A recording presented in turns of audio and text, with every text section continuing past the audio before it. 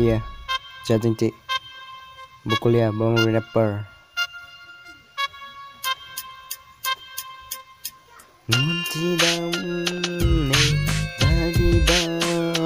ne, muncidam ne, zadidam ne, nangalonikai, nangalonikai, nangalonikai, nangalonikai mo. Nang halo ni kai nang halo bang so ir the long ke nang halo yeah nang halo ni kai nang halo bang so ir the long ke nang halo madu penta bang badam un e nang son ska chelon ke nang ke vet sti ke nang chu chapa ring na nang chu sang le tem so nang javer bolon ke lang me ting ne nang fan ne nang tegun long ha ukasan kolex along yeah ne nang fan nang tegun long yeah ne vasin tet long ni lon yeah nang fan nang kidam ha bukulia bozer aben a si ne nang fan nang dun ne nang pi nang dun ne a ne nang dun ten ki ya tegun long le ne nang fan nang tegun long le yeah tegun long le that nang ke vat ke nang tu le chapa dun we temon so nang jamver na bolon ke menit nang tek dun lo aru ko sinkulas an yan an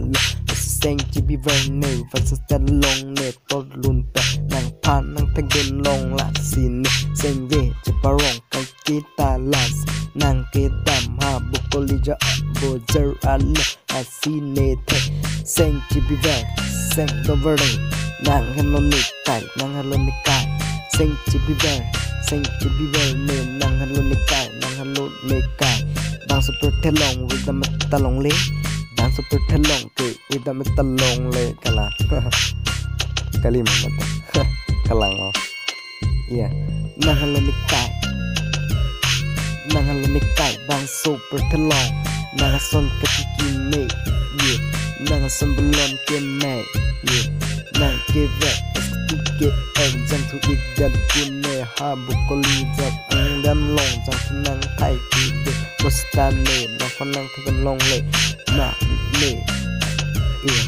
itia rutin celo dun bontan nang wa jemu mang tek long le dek hang ja yeah tek long le si de wala ang super te long ke nang halo ni kai nang halo ni kai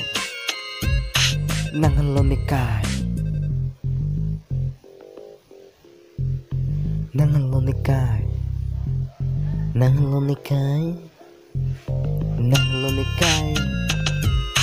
nang halo ni kai kai ki nang halo bang super te long wajemel wajegeme nang halo ni kai wajegeme nang halo ni kai